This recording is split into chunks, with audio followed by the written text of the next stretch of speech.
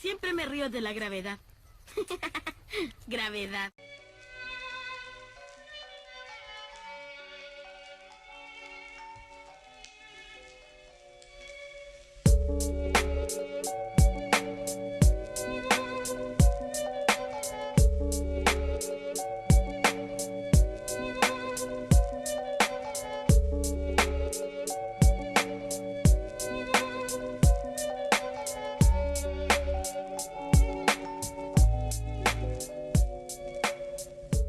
Defense Program initiated.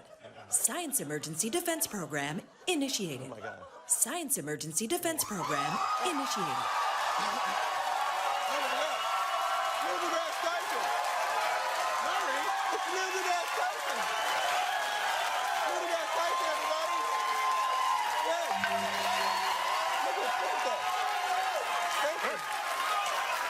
I'm trying to eat my dinner. I got your distress call. Is everything okay? No, Neil, everything is not okay. This BS about the Earth being flat is getting out of control. Can you please help us? All right, hold my sandwich. Oh, sure. Okay. I'm sorry. Here, you take that. Here. You want? Oh my God. Okay. Oh. All right, listen, B.O.B., once and for all. High intellectual strain in this country. It may be the beginning of the end of our informed democracy. Of course, in a free society, you can and should think whatever you want. And if you want to think the world is flat, go right ahead. But if you think the world is flat and you have influence over others, as would successful rappers or even presidential candidates, then being wrong becomes being harmful to the health, the wealth, and the security of our citizenry. Discovery and exploration got us out of the caves, and each generation benefits from what previous generations have learned. Isaac Newton, my man, said, if I have seen farther than others, it's by standing on the shoulders of giants. I get an amen. Woo. So that's right, B.O.B. When you stand on the shoulders of those who came before, you might just see far enough to realize the Earth isn't flat. And by the way, this is called gravity. This is called gravity pulling it down. But you know, Isaac Newton himself was not satisfied by that.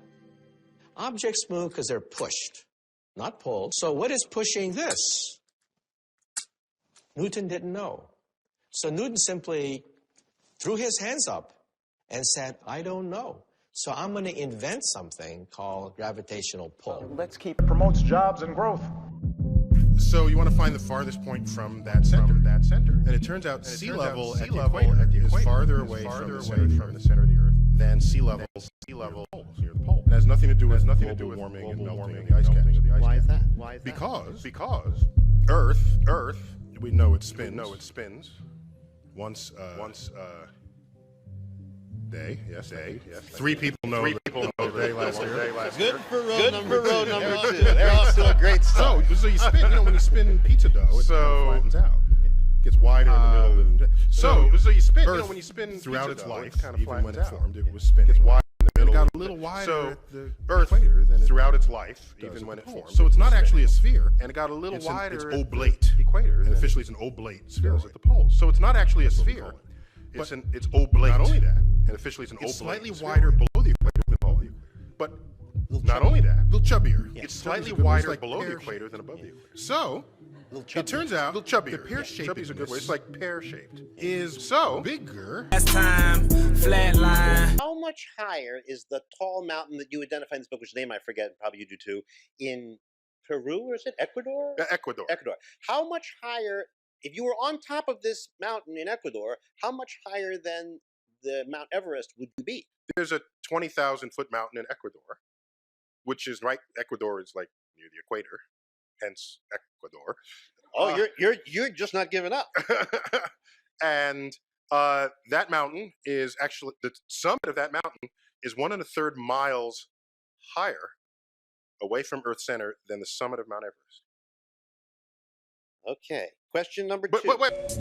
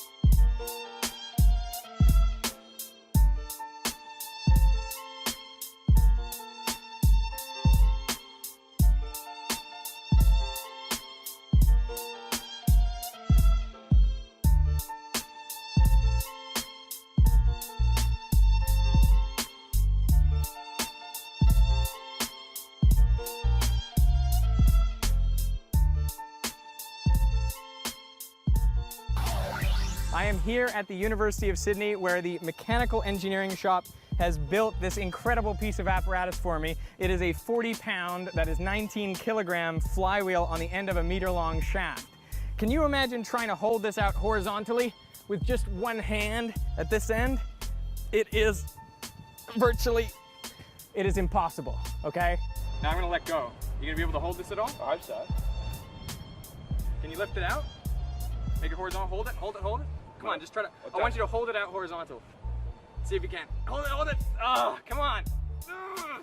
What I'm gonna do is I'm going to spin this up to a few thousand RPM, and then I'm going to attempt just that, to hold it from one end and have it out horizontally.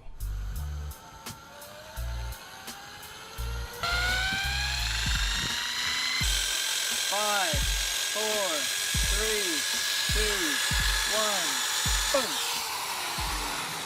I'm gonna let go with my left hand. What you'll see is that the shaft remains horizontal. You can see it going around there. It almost looks as though the wheel is weightless. How does this work? Well, instead of pulling the wheel down to the ground as you'd expect, the weight of the wheel creates a torque which pushes it around in a circle. You may recognize this as gyroscopic precession. For a more detailed explanation, I'm going to try to lift it over my head with one hand while it's spinning. Wish me luck. But before I make the attempt, Rod wisely suggests that I first check if I can lift the wheel above my head without it spinning. Let's prove that I could lift it just this end without it spinning. Here we go. How, I mean, it's just kind of awkward with the hand. Careful. Careful. Woo, just barely. Oh goodness, do you even lift? Clearly I do not. Undaunted by my lack of strength, I'm going for it. But I want to make sure that the wheel is spinning as fast as possible to give me the best chance of success. Give it 10 more seconds. 10, 9, 8, 7, 6, 5, 4, 3, 2, 1, go! That was perfect. Now I'm going to release my left hand, and holding only with my right hand at the end of the shaft, I'll try to lift it up over my head. This is a 40-pound, 19-kilogram flywheel. Ready? Here we go. 3, 2, 1. Beautiful. Let's go again. In 3, 2, 1. Nice. Smooth. 3, 2, 1. It feels incredibly light as I do that.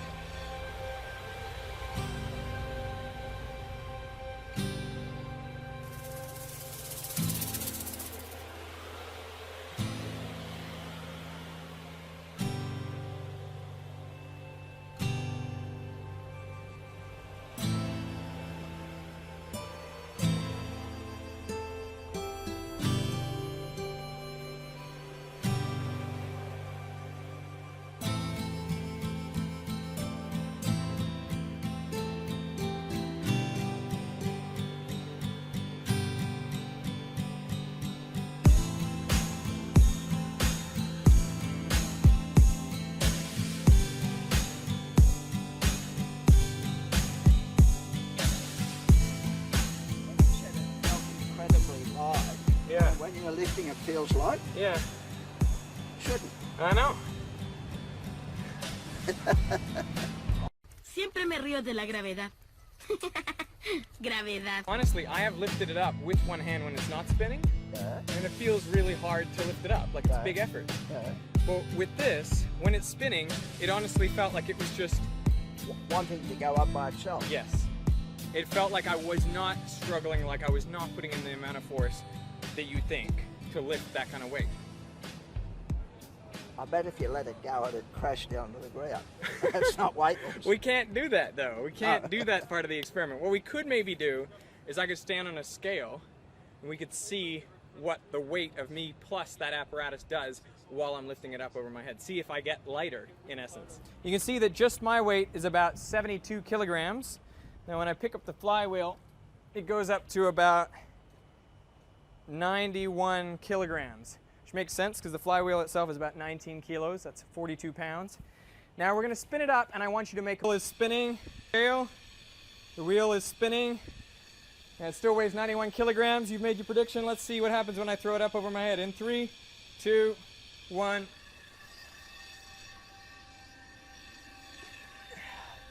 What do you think? I don't know about you, but to me it looked like a shaky mess. Let's watch that again in slow-mo, and I will graph the scale readings.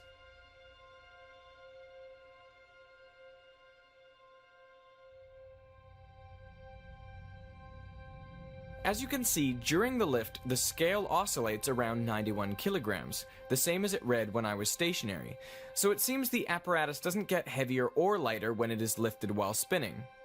The only large deviation from the average comes at the end of the lift, when I let the wheel fall so the scale reading drops, and then I slow its descent and so the scale reading rises. So the question remains, if the wheel doesn't get lighter, why does it feel lighter? This demonstration was first performed by Professor Eric Laithwaite. Listen to how he describes it. So here goes 40 pounds of wheel as light as a feather. This is not a conjuring trick, this is a fact of science. He sure makes it look easy, doesn't he? Watch it again carefully. A fact about a spinning wheel that so far everyone has missed. Professor Laithwaite claimed the gyroscope's properties couldn't be fully